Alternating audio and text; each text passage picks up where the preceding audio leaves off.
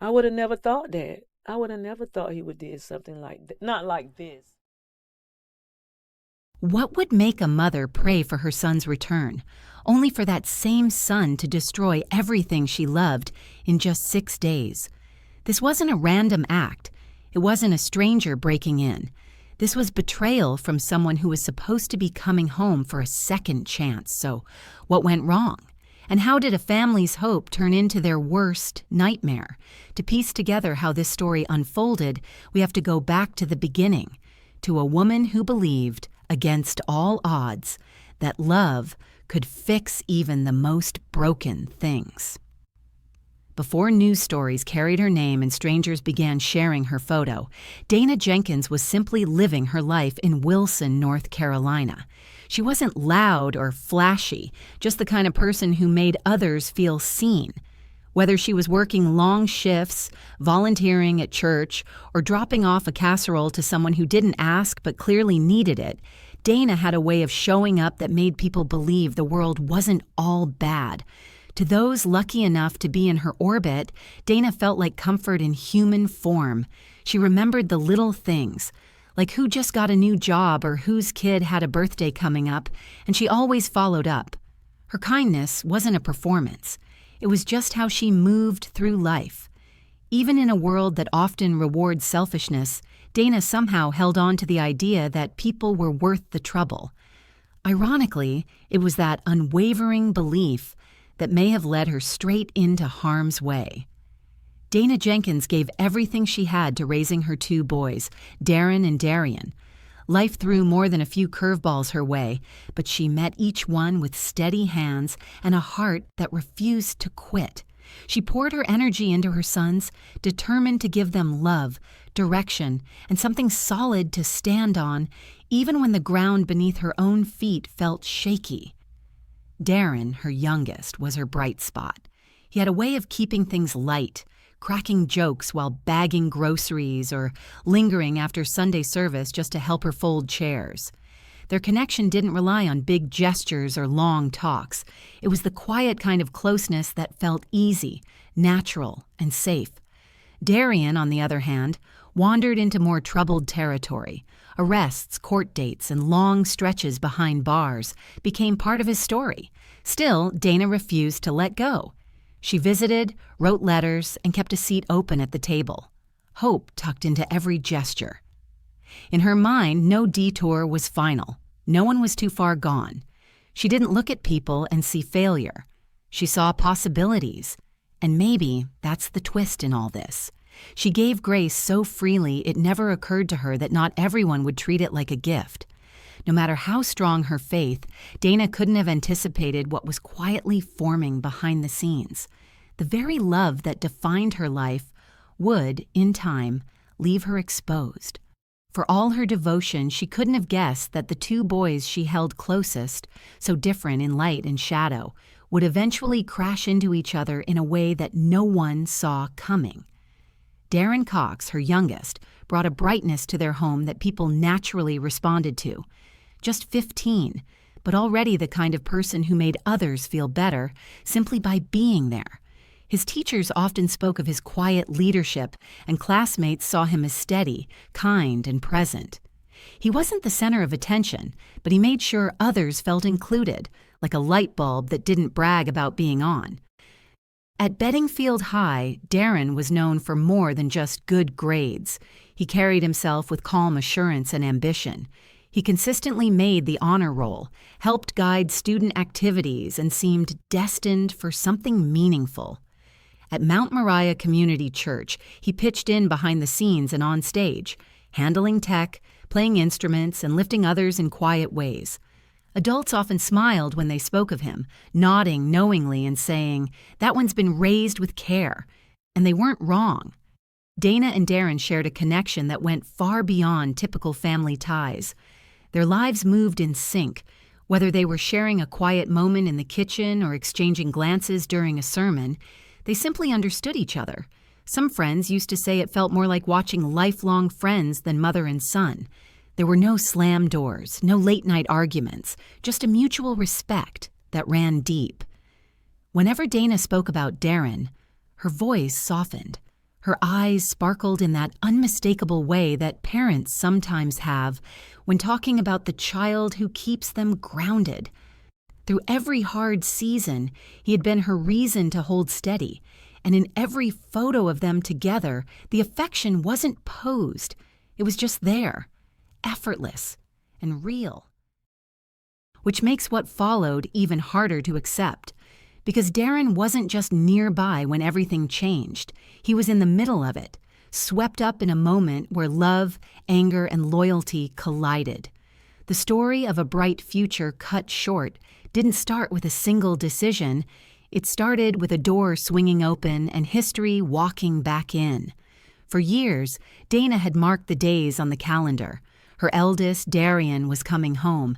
The house had been scrubbed, dinner was slow cooking, and the sense of hope was strong enough to fill the whole neighborhood. Dana greeted the day, not with fear, but with faith. She told anyone who would listen, "This is our fresh start." And in her heart, she truly believed it. When Dana arrived to bring Darian home, her face was full of emotion. She hugged him tightly, tears slipping down her cheeks. To her, this moment was a gift, an answered prayer, and a symbol that the worst was behind them. She believed wholeheartedly that this return marked a clean slate, a chance to rebuild what had once been lost. But the man who stepped back into her life wasn't the young son she had carried in her heart all those years. Darian Jenkins had spent the past 3 years in a correctional facility, serving time for burglary and stealing firearms. His troubled history went back years, beginning with theft charges in his late teens. At 19, he was arrested for stealing from cars parked outside a church. By 21, he had broken into a neighbor's house and taken a few personal items. While in custody, his record only grew, with reports of disruptive behavior, conflicts with staff, and what officials classified as intentional misconduct. He hadn't earned early release. It was granted automatically, more due to paperwork than progress. Still, Dana didn't waver. She believed what she'd always believed, that people could change, and love was worth the risk. On the day Darian returned to the family home on Snowden Drive, the porch was decorated with a handmade sign and a few lopsided balloons that had clearly been tied up with care. Relatives gathered, food was shared, and smiles filled the room. In one photo from that afternoon, Dana stands beside her son, glowing with pride. If there were doubts in her mind, she didn't let them show, not even a little. But a closer look told a different story, one that carried an unsettling undertone. While everyone else smiled for the camera, Darian's expression remained unreadable. His face showed no emotion, his eyes seemed far away, as if he were standing there, but not really present. And it wasn't just the photos that raised concern. People in the room picked up on it too. Relatives, family friends, even neighbors sensed a tension they couldn't quite explain. There was something in the way he carried himself, rigid, quiet, withdrawn, that made others shift uneasily in their seats. Dana's cousin Juanita later said, "You could tell something was brewing." Another family member described him as having the air of someone who hadn't quite come home, like his body was there, but his mind hadn't followed. So while the celebration felt genuine on the surface, a quiet discomfort had already entered the house. And over the next few days, that feeling only grew stronger. The reunion Dana had waited so long for began to lose its shine. There was a change in the energy, subtle at first, but unmistakable. What had started as joy slowly turned into something heavier. Smiles became harder to hold, conversations felt more cautious, and those who noticed began to wonder if something was wrong. At first, it was easy to overlook. Darian kept mostly to himself. He wandered the house at odd hours, quietly moving from room to room, opening doors, checking locks, speaking in low tones no one could quite catch. Sometimes he'd stand motionless by the window, staring into the yard as if expecting something or someone to appear. Mid-sentence, he would pause, drift away for a moment, then return with a quick, flat, "I'm fine," before walking off. His behavior gave off an uneasy energy. Some family members described him as restless. Others said he seemed tightly wound, like a machine running just a little too hot. One night, someone noticed him standing still in the hallway, just standing. Not talking, not moving, just watching. It wasn't threatening exactly, but it didn't feel normal either. Then one morning, he came into the kitchen with a makeshift bandage on his hand. No story, no explanation, just a vague look and a wave of the hand like it wasn't worth talking about. The silence around it lingered longer than any conversation could have. Yet no one said much. They avoided questions, avoided conflict, mostly for Dana's sake. She had waited so long for this moment, for this version of her son. She believed he was on the right track, that this was the beginning of something better. And no one wanted to be the one to take that hope away from her, not yet. So instead of speaking out, everyone remained silent. When Darian asked Dana for $200, saying he needed to take care of a few things, she handed it over without hesitation. After all, what mother wouldn't? Later, investigators would confirm what that money had actually gone toward: basic cleaning supplies, a roll of tape, and a kitchen-style utility knife.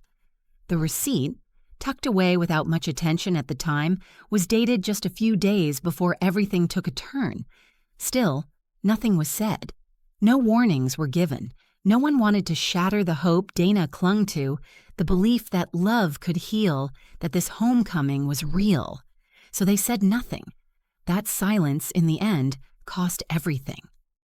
March 31st, 2025.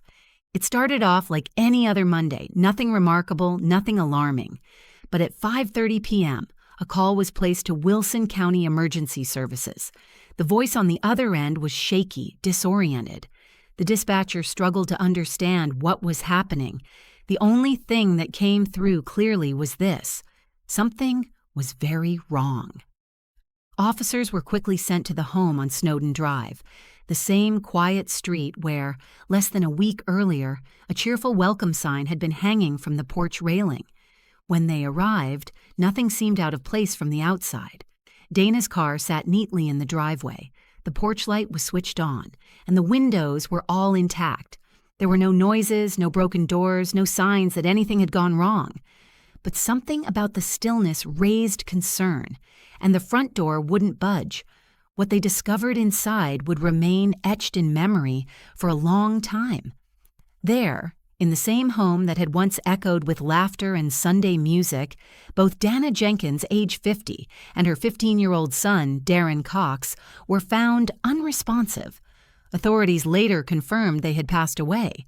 Investigators described the scene as deliberate and deeply unsettling. The act had not been chaotic. It had been methodical, as though someone had held on to something dark for too long before letting it out. Dana, the mother who had clung to hope even when it cost her, was found near the front entrance. Based on the evidence, she'd faced the worst of it. Darren, her youngest, the one who still called her Mom with warmth in his voice, was found farther inside the home. The details suggested he had tried to get away, tried to reach safety, but he hadn't made it in time. The scene left even veteran officers shaken. One responder later described it as something more expected on a battlefield than in a family living room, a moment so far removed from normal life that it barely felt real. But what came next was perhaps the most unsettling part of all. Darian Jenkins, 25 years old, the same son Dana had welcomed home with open arms, was still inside the house when officers arrived. He hadn't fled. He hadn't resisted. He simply stood there, still and emotionless. When they placed him under arrest, there was no reaction, no questions, no anger, just silence. By that evening, authorities confirmed that Darian had been formally charged in relation to the incident involving his mother and younger brother. He was booked into the Wilson County Jail, where he would remain in custody without bond. Less than a week earlier, Dana had celebrated what she believed was a new beginning. Now, those around her were left asking how a mother's faith in redemption had led to such a devastating end. Word of what happened in the Jenkins household moved quickly through Wilson. At first, it was confusion, then sorrow, and eventually a quiet question seemed to rise everywhere at once. How did things go so wrong, so fast? How could a place once filled with hope, with family dinners and warm porch lights, become the site of such unimaginable loss? What had started as a moment of celebration had turned into a community's heartbreak, and with every candle lit, every whispered prayer, and every hug exchanged on sidewalks, people couldn't help but wonder, if someone like Dana Jenkins wasn't safe, who was? The events surrounding Dana and Darren shook more than just a household. They unsettled an entire town. In Wilson, news travels fast. A mother and her teenage son suddenly gone, not because of an accident or illness, but because of something no one had expected, something people struggled to put into words. I still can't believe it. Not Dana, and not that sweet boy, someone whispered. The weight of it hung in the air. Neighbors stood together at the edge of the scene, quiet, unsure what to say. It felt impossible. It felt unfair. And for many, it felt far too close to home. At Mount Moriah Community Church, where Dana's voice once echoed in prayer and Darren's hands worked the sound booth every Sunday, the sorrow felt personal. Bishop Sherman Blandon, who had known them both for years, opened the doors for a prayer service the evening after the news broke. No invitation was needed. The moment the lights came on, the pews filled. People walked in slowly, some wiping away tears, others just trying to hold it together. They came not for answers because none made sense, but for something to steady them. Even Bishop Blandon, a man whose faith never wavered in public, had to pause more than once at the pulpit. "I've been preaching a long time," he told the congregation, his voice trembling.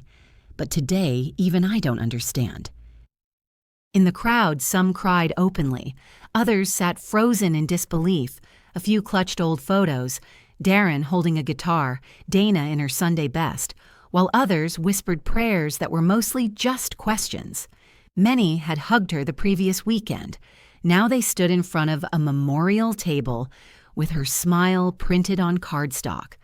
That same night, the church's youth group gathered without their tech lead. Darren's friends, the ones he taught to run cables and adjust microphones, now sat in a quiet circle, trying to make sense of something that made no sense at all. At Beddingfield High, the silence was louder than words. Darren's empty desk became more than just a piece of furniture. It became the place where grief sat. Teachers stumbled through lessons, doing their best to stay composed.